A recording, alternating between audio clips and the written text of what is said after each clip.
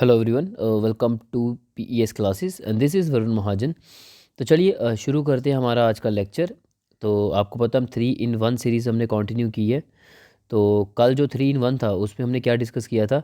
उसमें हमने general awareness देखा था, हमने जनरल साइंस देखा था और जनरल इंग्लिश देखा था, है ना। आज जो है हम जनरल अवेयरनेस को देखेंगे, जनरल साइंस को देखेंगे, जनरल इंग्लिश की जगह हम इसका मतलब ये होगा कि जनरल इंग्लिश को नहीं देखेंगे। आज हम पढ़ेंगे इकॉनमी। ओके, मैंने आपको बोला था इकॉनमी को भी साथ साथ लिया जाएगा, इवन कि आपके कंप्यूटर को भी लिया जाएगा। ठीक है, तो चलो शुरू करते हैं हमारे ये 3 सेक्शंस। पहले हम देख लेते हैं जी, हमारी जनरल अवेयरनेस के बारे में बात करते हैं। ओके, देखो यार, पहला क्वेश्चन आ जाता है कि पूछा गया है, आपने बताना है कि कौन सा इंस्ट्रूमेंट जनरली यूज़ किया जाता है अर्थक्वेक वेव्स या फिर सीस्मिक वेव्स भी इसे बोला जाता है। तो अर्थक्वेक वेव्स को मेजर करने के लिए, रिकॉर्ड करने के लिए कौन से इंस्ट्रूमेंट का यूज़ किया जाता है ना। तो ये पूछा गया, आपके सामने ऑप्शंस हैं, तो बताओ उसका सही आंसर जो है वो क्या होगा। बाकी हल्का सा मैं आपको अगर बता दूं तो आपको पता होगा कि ये इंटीरियर ऑफ द अर्थ आपका फिजिकल ज्योग्राफी में एक चैप्टर आता है। वहाँ पे आप पढ़ते हो जैसे कि अर्थ सरफेस है ना, अर्थ सरफेस। और आपको पता है कि ये अर्थ सरफेस के नीचे एक पॉइंट है जहाँ से अर्थ को एक वेव या फिर आप बोलो कि सीज़मिक वेव जो है वो ओरिजिनेट करती है। और उस पॉइंट को हम क्या बोलते हैं, जहाँ से हमारी अर्थ के वेव जो है वो ओरिजिनेट करती है या सीज़मिक वेव जो है वो ओरिजिनेट करती है, उस पॉइंट को फोकस बोला जाता है। ठीक है, अब यहाँ से ये वेव्स आती हैं, ठीक है, यहाँ से ये वेव्स आती है, यहाँ पे हिट करती हैं अर्थ सरफेस के ऊपर। अब ये वेव्स भी किस टाइप से आएंगी, इस तरह से वेव्स आएंगी। अब ये हिट करेंगी, ये जिस पॉइंट के ऊपर हिट करती हैं उस पॉइंट को क्या बोला जाता है जी, उस पॉइंट को बोला जाता है एपिसेंटर। ठीक है, उस पॉइंट को बोला जाता है एपिसेंटर। और ये परपेंडिकुलर डिस्टेंस होता है फ्रॉम, ये आप देखो सेंटर से, है ना, जो भी आपका एपिसेंटर होता है। तो अब आपको पता है कि जो एपिसेंटर है यहीं पे डिस्ट्रक्शन होती है अच्छी खासी लाइफ की, प्रॉपर्टी की। और एक चीज़ मैं आपको एक्स्ट्रा इन्फॉर्मेशन दे दूँ, पता होगा आपको फिर भी। देखो यार, एक चीज़ मैं आपको बताऊँ, जितना आपका डीप फोकस होगा उतनी अर्थक्वेक वेव की इंटेंसिटी कम होगी। जितना फोकस की डेप्थ कम होगी उतना ज़्यादा वो ज़्यादा इंटेंस होगा, ज़्यादा डिस्ट्रक्शन काज करेगा। वो कैसे, क्योंकि देखो यार, जितना कम फोकस होगा यहाँ पे अगर डेप्थ में रहता है, तो अब देखो कितना छोटी सी हाइट है यहाँ तक, है ना, डेप्थ कितनी कम है। तो यहाँ से अच्छी खासी एनर्जी होगी, यहाँ पे हिट करेगा अच्छी खासी एनर्जी के साथ।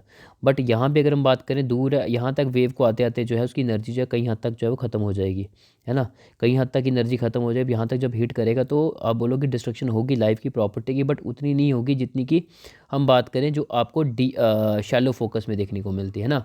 आपके 3 तरह के फोकस होते हैं, एक होता है आपका डीप फोकस, एक होता है आपका इंटरमीडिएट फोकस, एक होता है आपका शैलो फोकस। शैलो फोकस में आपका अच्छा खासा डिस्ट्रक्शन होती है, इंटरमीडिएट फोकस में इतनी डिस्ट्रक्शन नहीं होती, और डीप फोकस में जो है ना के बराबर ही होती है। ठीक है, अब डेप्थ के बेसिस में जो है इन फोकस को डिवाइड किया गया है कि डेप्थ किस हिसाब से, कम डेप्थ होगी तो शैलो हो जाएगा, थोड़ी ज़्यादा डेप्थ होगी इंटरमीडिएट हो जाएगा, उससे ज़्यादा डेप्थ होगी तो डीप फोकस हो जाएगा। और जैसे डीप की तरफ जाते जाओगे तो फोकस, ये जो अर्थक्वेक वेव की इंटेंसिटी जो है वो कम होती जाएगी, वो उसकी जो डिस्ट्रक्शन वाली जो एक प्रॉपर्टी है वो कम होती जाएगी। ठीक है, आई थिंक आपको पता चल गया होगा। बस आप मुझे ये बताओ कि जनरल इंस्ट्रूमेंट कौन सा यूज़ किया जाता है अर्थक्वेक वेव्स को रिकॉर्ड करने के लिए, या फिर आप बोलो सीस्मिक वेव्स जो है इसको रिकॉर्ड करने के लिए। बाकी सारा पढ़ेंगे ये हम कि अर्थ के वेव में आपकी बॉडी वेव्स आती है, सरफेस वेव्स आती है, उसमें आपकी फर्दर एल वेव्स आती है ना। एल वेव जिसको आप लव वेव बोलते हो, रेले वेव बोलते हो, रेले वेव भी आती है आपकी, है ना। पी वेव्स आती है, प्राइमरी वेव्स, सेकेंडरी वेव्स, ये सब पढ़ेंगे हम। ये बेसिकली हम आईएएस और जेकेएस के सिलेबस में पढ़ेंगे, बड़ा डिटेल में लेके जाऊँगा मैं आपको, ये हमारे एप्लीकेशन में ही चल रहा है इसका। ठीक है, बाकी देखेंगे मौका मिलेगा तो जेकेएसएसबी को भी आपको पढ़ाएंगे इसके बारे में हम। ओके, चलो बताओ, पहले मुझे इसका आंसर बताओ आप। इंस्ट्रूमेंट जनरली यूज़ किया जाता है जो कि अर्थक्वेक वेव्स को रिकॉर्ड करने के लिए, बताओ। इजी क्वेश्चन है, नाम से ही पता चल रहा है, सीस्मोग्राफ। ठीक है, नेक्स्ट हम बात करते हैं volcanic activity lead to the formation of. अब आपको पता है वॉल्केनिक एक्टिविटी क्या है। अब ये अर्थ सरफेस है ना, अर्थ सरफेस के नीचे जो है मोल्टन मटेरियल है, और वो मोल्टन मटेरियल क्या है जी, आपके पता नीचे जो कई सारे रॉक्स हैं, और आपको पता टेम्परेचर भी बहुत ज़्यादा है। अब ये टेम्परेचर ज़्यादा होने से ये रॉक जो है वो मेल्ट कर जाता है, वो मोल्टन फॉर्म में होता है। वही मोल्टन जो रॉक होता है ना, उसी को हम क्या बोलते हैं, मैग्मा बोलते हैं। और वो मैग्मा कहाँ पे जी, आपका सिनोस्फीयर, और सिनोस्फीयर को क्या बोलते हैं जी, मैग्मा चैम्बर, यानी कि एक सोर्स है किसका, मैग्मा का। यहाँ से मैग्मा राइज करता है, यहाँ पे फाइनली हिट करता है, हिट करने से जो है यहाँ पे फ्रैक्चर बनता है, फ्रैक्चर जोन बनेगा, है ना। हम बात करें कि यहाँ पे फ्रैक्चर जोन बनेगा, फॉल्टिंग होगी, फाइनली यहाँ पे हम बात कर ब्रेक होके यहाँ से जो है वो बाहर इरप्शन होती है किसकी, यही मैग्मा की।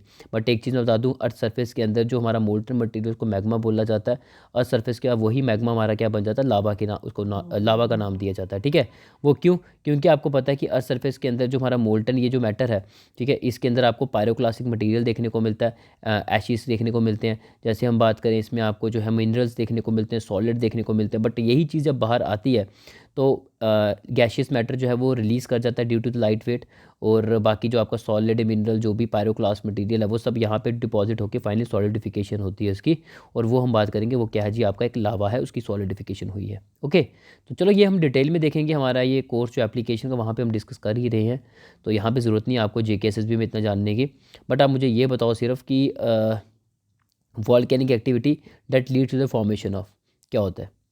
अब ये भी मैं बताता हूँ आपको, तब वॉल्केनो जब भी आपके बनते हैं ना, ये नीचे से मैग्मा आया यहाँ पे आके बाहर आके सॉलिडिफिकेशन होती है, क्योंकि बाहर अर्थ सरफेस के बाहर जब टेम्परेचर कम होता है इसलिए यहाँ पे इसकी सॉलिडिफिकेशन हो जाती है ना। सॉलिडिफिकेशन होगी, यहाँ पे आपको इस टाइप का डिप्रेशन देखने को मिलता है।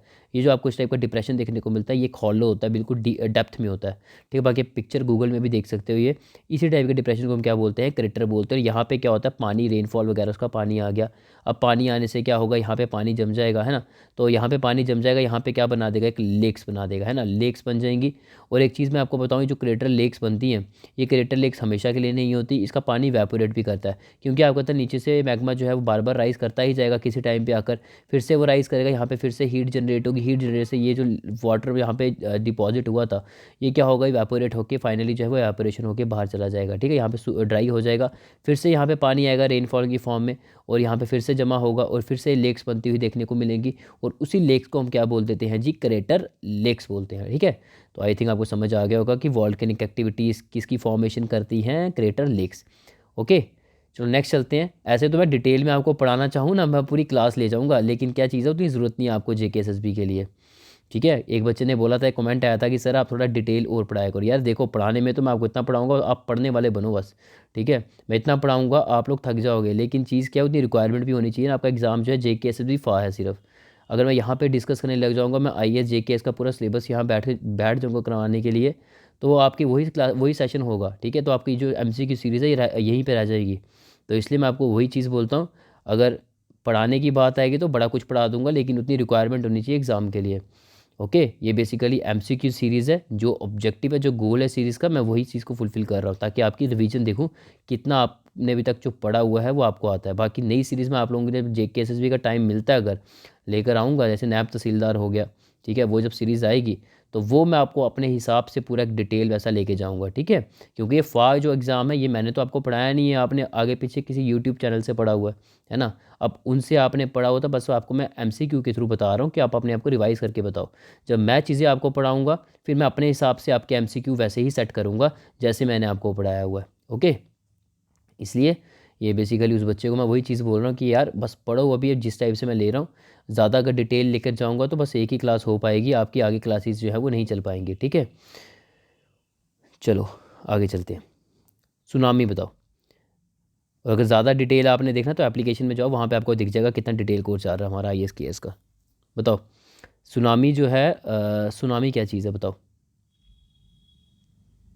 इजी क्वेश्चन है। Small land form shaped like a cushion, गलत। ठीक है, तो large sea wave generated by the sea quake और अंडर सी वॉल्केनिक इरप्शन। आपको पता है सुनामी बेसिकली क्या होती है, अर्थक्वेक जब भी आती है ना, तो अर्थक्वेक्स आएंगी तो आपको पता है शेकन होगी अर्थ, है ना। अब जो ओशन फ्लोर है जिसके ऊपर समुद्र टिका हुआ है ना, अब ये भी शेकन होगा। जब ये शेकन होगा तो पानी आपका बिल्कुल एक स्टैंड स्टिल में था, है ना। अब स्टैंड स्टिल में और पानी हल्का सा जो उसकी मूवमेंट हो रही है, नॉर्मल एक जेंटल मूवमेंट आप बोल सकते हो। बट जब अर्थक्वेक वेव्स आई उससे क्या हुआ, पानी में थोड़ा बहुत जो है वो डिस्टर्बेंस क्रिएट हुई, और वही डिस्टर्बेंस से क्या होती है, वो सर्जिस क्रस्ट वगैरह हम देखते हैं उसकी फॉर्मेशन होती है। वो यहाँ पे ज़रूरत नहीं है आपको करने की, वो IAS KS में ही पढ़ते हैं हम। सर्जिस बनते हैं, क्रस्ट बनते हैं, वो ऐसे करके आपके एक शेप टाइप का पानी का बनता है ना।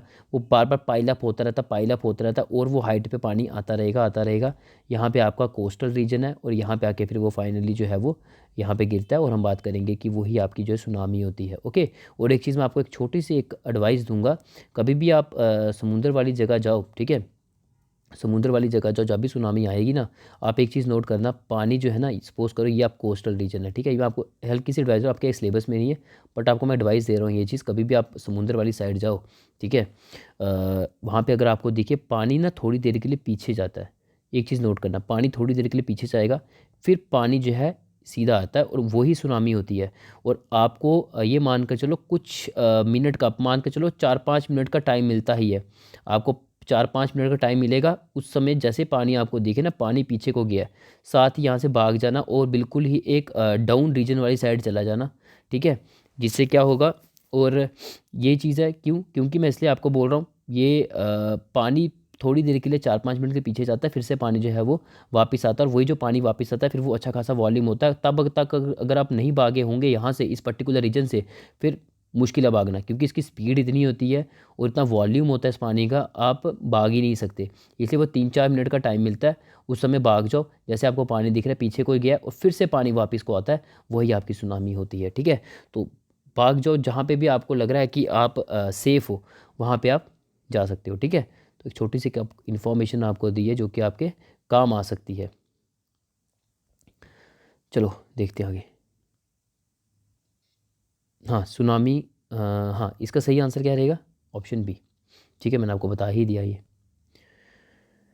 अच्छा, बाकी वॉल्केनिक इरप्शंस जो है इसके कारण भी आपको, वॉल्केनिक इरप्शन से कैसे होगा आपको पता है, ये आप समुंदर है ना, नीचे ओशन फ्लोर है, जब वॉल्केनिक इरप्शन होगी ये जो आपका लावा बाहर आया, ठीक है, अब ये बाहर आया, ऑब्वियस ही बात है, जब ये हिट कर रहा है ना, कुछ अर्थ में मूवमेंट तो हो रही है ना, तो उसके कारण भी जो है हमें थोड़ी बहुत ही जो है वो डिस्टर्बेंस क्रिएट होती हुई देखने को मिलती है सी वेव्स, सी वाटर में, ठीक है, और फिर वही वेव्स की फॉर्मेशन बनाती हुई देखने को मिलती है। ओके, नेक्स्ट हम बात करते हैं सिनक्लाइन और एंटीक्लाइंस क्या है, टर्म्स एसोसिएटेड विद किससे है। अब आपको पता है ना, इस टाइप की जो सिनक्लाइंस इन एंटीक्लाइंस इनको बोलते हैं, ठीक है। तो ये होते हैं जी आपके सिनक्लाइंस और एंटीक्लाइंस। तो अब आपने बोलना ये टर्म्स एसोसिएटेड है किससे। देखो यार, ये टर्म्स एसोसिएटेड है हमारी फोल्डिंग से, ठीक है। अगर आपको नहीं पता मैं बता देता हूँ क्या होता है। बेसिकली आपको पता है एक कंप्रेशन, ये आपको पता है ये एक लिथोस्फेरिक प्लेट है, ठीक है। अब क्या होती है लिथोस्फेरिक प्लेट वो मैं यहाँ नहीं बताऊँगा, आपको पता ही होगा, वो बताऊँगा तो पूरी क्लास उसी में चल जाएगी। ये आपकी दो लिथोस्फेरिक प्लेट है, एक प्लेट आपकी इस तरफ को आ रही है, एक प्लेट आपकी इस तरफ को आ रही है। यहाँ पे क्या होगा, ये दोनों प्लेट जो है इनका कोलिजन होगा, टकराएंगी, है ना। तो एक कंप्रेशन देखने को मिल रहा है। कोलिजन होने के बाद इनमें कुछ तोड़, यहाँ से कुछ मटेरियल टूटेगा, यहाँ से भी टूटेगा, क्योंकि जब भी कोलिजन होगी तो कुछ ना कुछ टूटेगा, और टूट के कुछ मटेरियल जो है यहाँ पे जो है वो पाइल अप होता जाएगा, ऐसे करके ऊपर ऊपर उठता जाएगा, है ना। क्योंकि जब यहाँ पे कंप्रेशन फोर्स दोनों साइड से लग रही है ऑपोजिट, तो यहाँ पे पाइल अप होता जाएगा, पाइल अप होता जाएगा, यहाँ पे फोल्डिंग बनाता जाएगा। और आपको पता है फोल्ड माउंटेन जो है वो आपको इस टाइप से बनते हुए देखने को मिलते हैं। One of the best example आपकी हिमालयास है ना, यंग फोल्ड माउंटेन, वो बेसिकली फोल्डिंग से ही बनी हुई है। हम बात करें इंडियन प्लेट और एक आपके आगे यूरेशियन प्लेट, है ना। ये दो प्लेट्स हैं, इन दो की कोलिजन से हम बात करेंगे, टैथिसी सेडिमेंट्स जो हैं उनमें स्क्वीजिंग हुई, अप थ्रस्टिंग हुई, कंप्रेशन हुई, फाइनली जो है फोल्डिंग होती है, हमें देखने को मिलती है, फोल्ड ऐसे ऐसे बनते हैं, ठीक है। बाकी ज़्यादा डिटेल में जाने की ज़रूरत नहीं है, ठीक है, बस आप यही बताओ इसका आंसर क्या आ जाता है, फोल्डिंग, ठीक है। सिंक्लाइन एंटीक्लाइन किससे एसोसिएटेड है, फोल्डिंग से। नेक्स्ट हम बात करते हैं सुनामी क्या है जी, एक लार्ज सी वेव होती है डेट काज बाय अर्थक्वेक, बता चुका मैं आपको, experience long the coast of.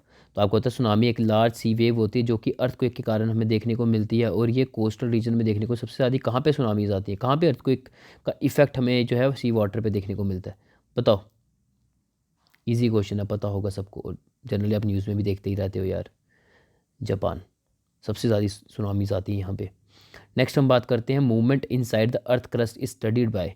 अब आपको पता है आपकी दो तरह की मूवमेंट होती है, अर्थ ये जो आपकी अर्थ मूवमेंट होती है ना, अर्थ मूवमेंट आपकी दो तरह की होती है, एक होती है जी आपकी एंडोजेनेटिक, एक होती है जी आपकी एक्सोजेनेटिक। अब नाम से पता चल रहा है एंडोजेनेटिक क्या होती है, जो अर्थ सरफेस के अंदर मूवमेंट होंगी, एक्सोजेनेटिक क्या होती है, जो आपकी अर्थ सरफेस के बाहर होंगी। अब मैं आपको यहाँ बताता हूँ, आज से आपको समझ नहीं आएगी। देखो एंडोजेनेटिक एक्सोजेनेटिक में क्या होता है आपका, सपोज करिए आपका अर्थ सरफेस है ना। अब आपको पता है कि यहाँ पे मैग्मा मैं बता चुका हूँ, अब ये मैग्मा बाहर आएगा, यहाँ हिट करेगा, यहाँ पे बाहर आके यहाँ पे फाइनली वॉल्केनिक इरप्शन होके यहाँ बन रहा है ना। या फिर आप बात करो कि अब ये वॉल्केनिक इरप्शन बना ना, तो हम ये बोलेंगे ये जो बेसिकली क्या है, अर्थ में मूवमेंट ही हुई ना। क्यों, क्योंकि पहले आप देख रहे थे अर्थ बिल्कुल इस टाइप की थी, अब अर्थ में इस टाइप का आपको फीचर देखने को मिल रहा है ना। तो हम बोलेंगे अर्थ मूवमेंट ही, जिसके कारण जो आपको इस टाइप की चेंजेस जो हमारी अर्थ के सरफेस में देखने को मिल रही है, ये बेसिकली किसके कारण हो रही है, ये अंदर से फैक्टर है, इसी को बोलते हैं एंडोजेनेटिक ठीक है, मूवमेंट। और एक्सोजेनेटिक मूवमेंट क्या, बाहर से आपको वेव्स वगैरह आपको विंड वेव्स विंड जो है वो देखने को मिल रही है, सॉरी वेव्स नहीं, विंड वेव, ठीक है, विंड आपको देखने को मिल रही है। ये क्या करेगी, स्ट्राइक करेगी, स्ट्राइक करके यहाँ पे इरोजन्स होगी, है ना, यहाँ से रिवर्स निकल रही है, रिवर क्या करेगी, इरोजन करेगी। यहाँ पे ग्लेशियर्स हैं, ग्लेशियर टूट के नीचे गिर रहे हैं, वो क्या कर रहे हैं, इरोजन कर रहे हैं, है ना। बट यहाँ पे मेन सोर्स का इन सबका सन की रेस पड़ी, ये मेल्ट हुआ, इससे इरोजन हुई। सन की रेस पड़ी, ग्लेशियर मेल्ट होकर रिवर्स की फॉर्मेशन हुई, है ना। तो सन की रेस हुई, हाई प्रेशर लो प्रेशर बना, और वहीं से हमें जो है वो विंड हमें फ्लो होती देखने को मिली, from high pressure to low pressure, ठीक है। तो यही हम बोलेंगे sun is the main source है हमारा एक्सोजेनेटिक फोर्स का।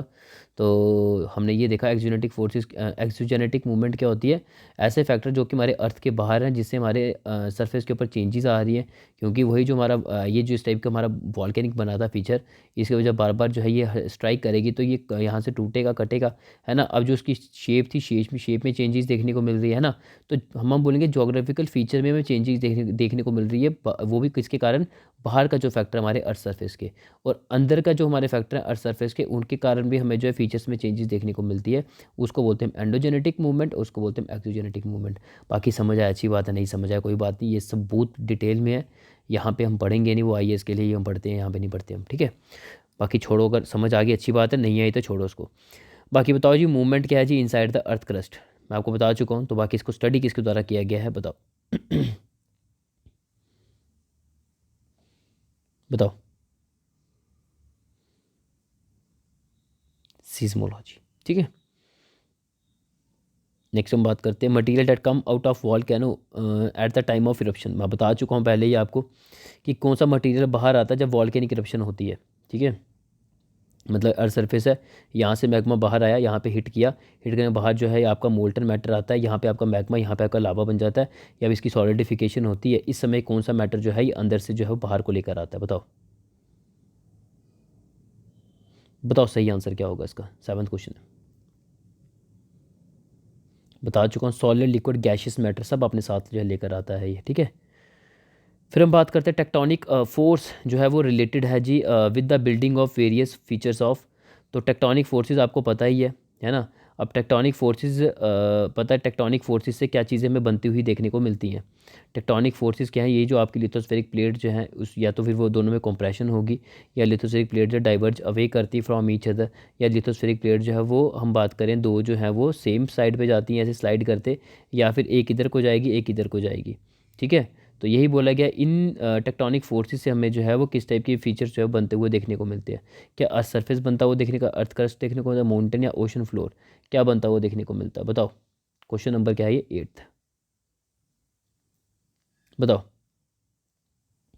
सही ऑप्शन है अर्थ क्रस्ट, ठीक है। बाकी सोचो क्यों है सही ऑप्शन, यहाँ पर डिटेल में नहीं करेंगे, अगर ज़्यादा डिटेल में चाहिए तो एप्लीकेशन में सब बताया हुआ वहाँ पे, ठीक है। अर्थक्वेक्स की हम बात करते हैं, रेयरली अक्कर इन, अर्थक्वेक हमें बड़े ही कम जो है वो देखने को मिलते हैं, कहाँ पे बताओ। न्यूजीलैंड, मैक्सिको, ब्राज़ील या फिर अलास्का। सही ऑप्शन है इसका ब्राज़ील, ठीक है। नेक्स्ट हम बात करते हैं, अर्थक्वेक जो है बेसिकली ये caused by eruption of volcanoes, landslide, denudation या फिर नन ऑफ द अबव। तो अर्थक्वेक किसके कारण आपको देखने को मिलते हैं, बता चुका हूँ। इरप्शन ऑफ वॉल्केनो, जब भी आपका मैग्मा यहाँ हिट करता है तो आपको पता है कितनी ज़्यादा एनर्जी है, कोई भी चीज़ यहाँ पे हिट करेगी अर्थ सरफेस के ऊपर विद द ग्रेट एनर्जी के साथ, तो इरप्शन तो होगी ना। मैं एग्जांपल आपको बताता हूँ, ये वॉल है, वॉल पे आप हैमर लेके यहाँ पे मारोगे तो वॉल में थोड़ी बहुत वाइब्रेशन तो होगी ना, थोड़ी शेकन तो होगा ना। वैसे ही देखो ये इतनी अच्छी खासी एनर्जी के साथ ये हिट करेगा, थोड़ी बहुत ही शेकन तो होगी ना, तो हम बोलेंगे ये जो शेकन हुई उसी को हम क्या बोलते हैं, अर्थक्वेक्स आया है ना। वही इरप्शन ऑफ वॉल्केनो होता है, उससे हमें अर्थक्वेक वगैरह जो है वो देखने को मिलता है, ओके। बाकी हम बात करें जो लैंडस्लाइड्स हैं, लैंडस्लाइड्स आपको देखने को मिलती है अर्थ के शेकन होने के बाद देखने को मिलती है ना। यहाँ पूछा गया कि अर्थक्वेक आया, अर्थ शेकन की है, वो किसके कारण की है, तो वॉल्केनोस के कारण जो हमें अर्थक्वेक शेकन होती हुई देखने को मिलती है, ठीक है। सॉरी, अर्थ जो हमें शेकन होती हुई देखने को मिलती है, ठीक है। तो ये हो गया जी हमारा जनरल अवेयरनेस। नेक्स्ट सेक्शन लेकर आते हैं हम अब अपनी इकॉनमी, ठीक है। तो इकॉनमी को पढ़ते हैं। तो बताओ जी, पहला क्वेश्चन बिना टाइम वेस्ट किए, आगे बड़ा ही टाइम हो गया, 20 मिनट हो गए सिर्फ इसी में। तो नेक्स्ट क्वेश्चन है जी, फादर बताओ जी इकोनॉमिक्स का। तभी मैं ज़्यादा डिटेल में जाता नहीं हूँ, बच्चे बोलते हैं ना कि सर आप डिटेल में, इसलिए मैं डिटेल में गया, क्यों गया, उसी बच्चे के कारण, क्योंकि उसने बोला था तभी मैंने जो है थोड़ा बहुत डिटेल में आपको बताया। लेकिन देखो डिटेल में बताने से देखो लेंथ कितनी हो गई, 20 मिनट की लेंथ होगी सिर्फ 10 क्वेश्चंस को डिस्कस करने में। अभी भी मैंने बड़ी ज़्यादा इन्फॉर्मेशन को किसी तरह जो है वो स्क्वीज़ किया है ताकि वो ना मैं बोलूँ। तो इसलिए मैं वही चीज़ आपको बोलूँगा यार कि यहाँ पे मेरा मेन पर्पस है आप लोगों को बताना कि आप लोगों को कितना आपने पढ़ा हुआ है, कि आप सही आंसर दे पा रहे हो नहीं दे पा रहे हो। अगर मैं इन एक एक क्वेश्चन की डिटेल यहाँ बैठने लग जाऊँगा ना, तो आप ये मान कर चलो एक आपका जो सेक्शन है ना 10 क्वेश्चन की, वो आधा आधा घंटा ले जाऊँगा, तो कोई फ़ायदा नहीं, आप देखोगे नहीं वीडियो, आप छोड़ दोगे, ठीक है ना। तो इसलिए मैं वही चीज़ कर रहा हूँ जो आप लोग देखो अभी, ठीक है।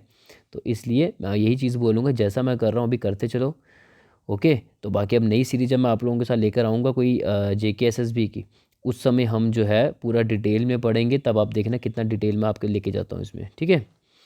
चलो बताओ, इसका फादर की इकोनॉमिक्स का कौन है?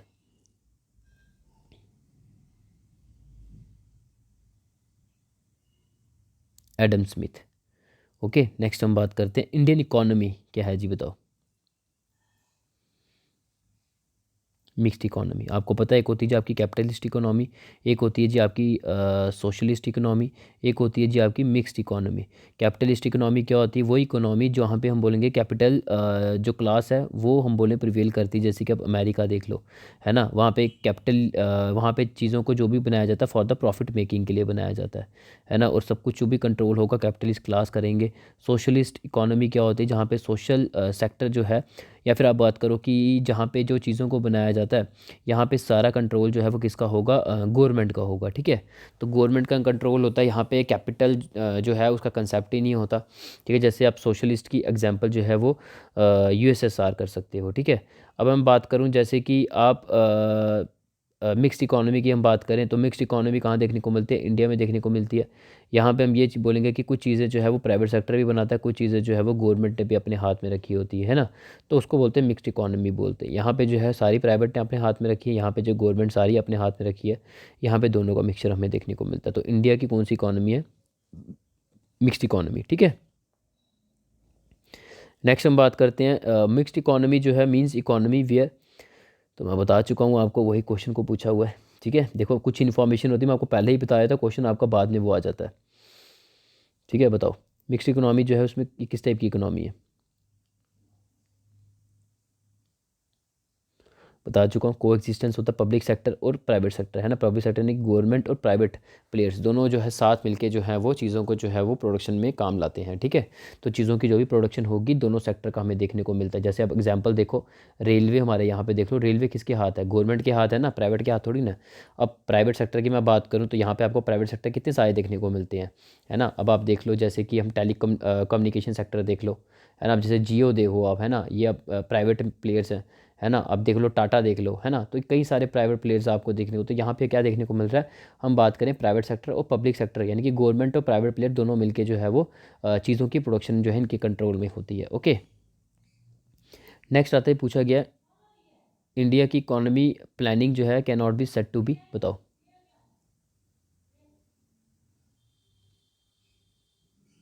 इम्पेरेटिव। नेक्स्ट हम बात करते हैं कि which one of the following is the task of planning commission का क्या टास्क है? ईजी है, प्लान जो है उसकी प्रिपरेशन करना, ठीक है। बाकी हम बात करें कि कौन सा हम बात करें कौन सी बॉडी है जिसने फाइनलाइज किया था 5 ईयर प्लान का प्रपोजल? इजी क्वेश्चन है ये भी, नेशनल डेवलपमेंट काउंसिल ने किया था, ठीक है। नेक्स्ट हम बात करते हैं, अच्छा जी, यहाँ पे क्या पूछा गया? यहाँ पे ही पूछा गया कि आपको बताना है कि कौन सा चीज़ ट्रू है about planning commission.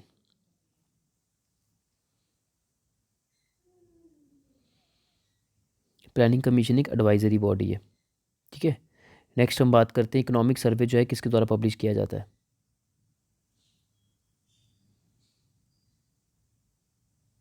Ministry of finance.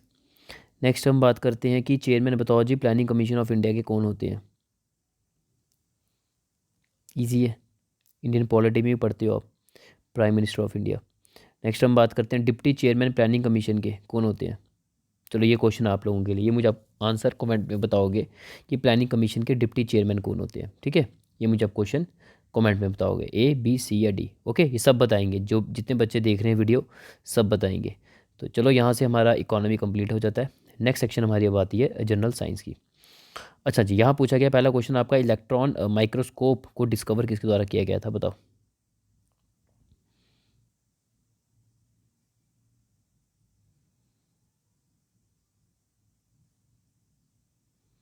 ठीक है, नेक्स्ट हम बात करते हैं कि बैक्टीरिया जो है सबसे पहले डिस्कवर किसके द्वारा किया गया था।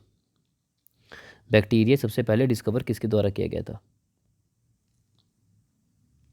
थोड़ा सा ऐसे कर लो इसे।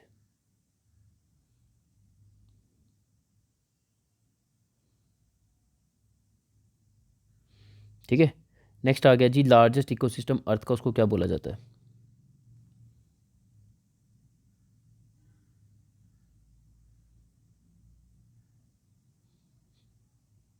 ठीक है, next, who invented mobile phone, mobile phone किसने इन्वेंशन की है, बताओ।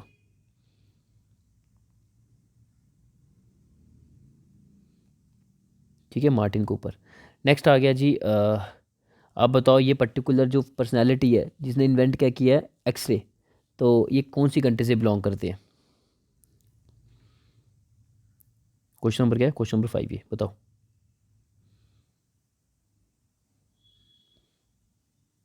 जर्मनी। ठीक है, नेक्स्ट हम बात करते हैं क्वेश्चन 6, LCDs जो है किसके द्वारा इन्वेंट की गई थी।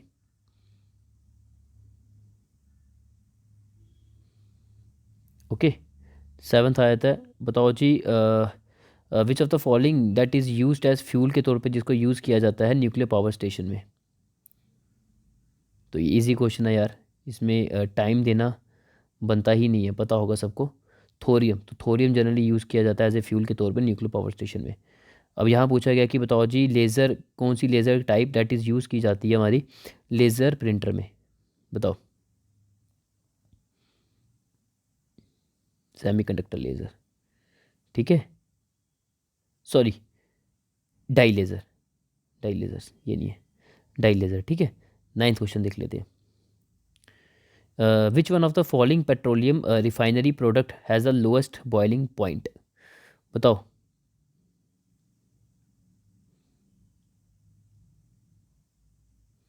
गैसोलीन। नेक्स्ट आता है जी, अब हाँ, अच्छा क्वेश्चन है, period of revolution of A Jio stationery satellite. अब आपको होता है अर्थ है, अर्थ के सराउंडिंग सैटेलाइट्स है, अब ये जियो स्टेशनरी सैटेलाइट जो है ये पूरा एक रेवोल्यूशन करती है। ठीक है, पूरा चक्कर काटती है, तो हम ये बोलेंगे पीरियड ऑफ रेवोल्यूशन क्या रहेगा जी जियो स्टेशनरी सैटेलाइट का, बताओ। 24 आवर। ओके, चलो इतना ही था जी हमारा आज का ये लेक्चर। ओके, बाकी पीडीएफ अगर आपको चाहिए तो पीडीएफ आपको हमारे एप्लीकेशन पे मिल जाएगी। ठीक है, PES क्लासेस, वहाँ जाके आप पीडीएफ को ले सकते हो, बाकी उसका लिंक भी आपको जो है वो डिस्क्रिप्शन पे मिल जाएगा। ओके, ये आ गया PES क्लासेस, और ये आ गए जी हमारे ऑनलाइन कोर्सेज IAS JKS की, अगर आप ये लेना चाहो तो ये भी आप ले सकते हो। ठीक है, ये सब हमारे एप्लीकेशन पे है। Thank you, take care, bye bye.